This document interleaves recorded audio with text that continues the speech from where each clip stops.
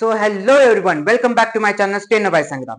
आज मी तुम्हाला सांगणार आहे की स्टेनोचे रिझल्ट कधी लागणार आहे व टायपिंगचे रिझल्ट कधी लागणार आहे. आता एक ध्यानात ठेवा, तुम्ही रिझल्ट मध्ये पास हो किंवा फेल हो त्याचा विचार करू नका. जे पास झाले ते पुढची तयारी करायला लगेच सुरुवात करा.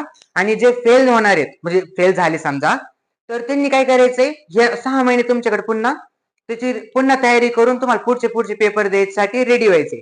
त्यामुळे रिझल्ट काय येऊ त्याचा विचार नका करू. तुम्ही स्वतःच्या प्रगतीकडे लक्ष ठेवा. हे तुम्हाला सांगतो मी आता रिझल्ट कधी लागणार आहे. मी तुम्हाला डायरेक्ट सुद्धा सांगू शकतो रिझल्ट विषयी माहिती, पण मला त्यापूर्वी एक महत्वाची गोष्ट तुमच्यासंग बोलायची आहे, शेअर करायची आहे, जी की स्टेनोच्या विद्यार्थ्यांसाठी, ठीक आहे, विद्यार्थ्यांबद्दल. तर बऱ्याच जणांना असं वाटलेलं आहे की आता स्टेनो बंदच झालेलं आहे, तर स्टेनो करून फायदा काय. बऱ्याच जणांना असं वाटलेलं जर हे पास झालं तर पुढचे दिवस स्टेनो स्टॉप करू, असे बऱ्याच जणांचा विचार आहे. ठीक आहे, तर अशा जणांसाठी मला आता काहीतरी बोलायचंय. विषय असा आहे की स्टेनो बंद झालं असं आपल्याला म्हणता नाही येणार. आपण फक्त असं म्हणू शकतो स्टेनो काही ठिकाणी बंद झाले. आधी समजा असं विचार करा, जर स्टेनो एकाच ठिकाणी असतं, जर स्टेनो करा तर तुम्ही कोर्टात लागता, तर तुम्ही आतापर्यंत तेवढीच मेहनत केली असती जेवढं तुम्ही सुरुवातीला करीत होते.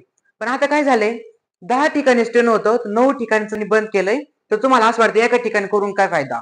मग तुम्ही बघा ना, एका ठिकाणी असतं तुम्ही लय मेहनत केली असते आता पण आता एका ठिकाणी उरले म्हणून तुम्हाला असं वाटतं की स्टेनो करायलाच नको. तर तसं नका करू. एका ठिकाणी जरी उरले ना, त्याच्यासाठी प्रयत्न करा. काय सांगते त्यात तुम्ही सक्सेस होऊ शकता ना.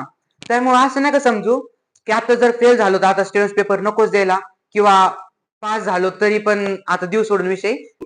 मी जेव्हा स्टेनोस पेपर द्यायला गेलो स्वतः यावेळेस, तर त्यावेळेस बरेच जण असे होते की स्टेनोचा फॉर्म तर त्यांनी भरलेला आहे, पण ते पेपर द्यायला आलेच नव्हते. कारण हेच की त्यांना असं वाटलं स्टेनो देऊन फायदाच काय, जर बंदच झालं तर पास हो फेल हो आपल्याला काय करायचे, आपण तर सिलेक्ट होणारच नाही. असं नाहीये, कोर्टात आणखीन पण स्टेनो चालूच आहे.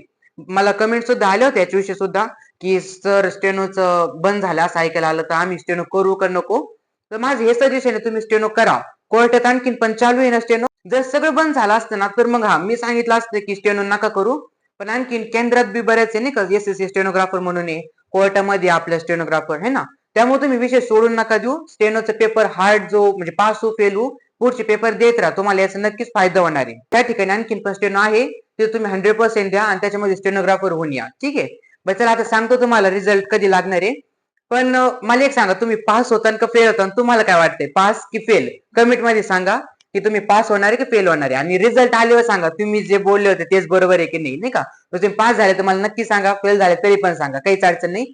पास फेल होत असतं, फक्त तुम्हाला काय काय तुम्ही होता ते मला सांगा. ठीक आहे, तर चला सांगतो रिझल्ट कधी लागणार आहे. चान्सेस आहे प्रत्येक वर्षाच्या नुसार हे चाललेले आहे की पेपर स्टेनोचं जर झालं ना आणि टायपिंगचा जर झाला, तर टायपिंगचा ज्यावेळेस रिझल्ट लागतो त्याच्या थोड्या दिवसानंतर स्टेनोचे रिझल्ट लागत असतो.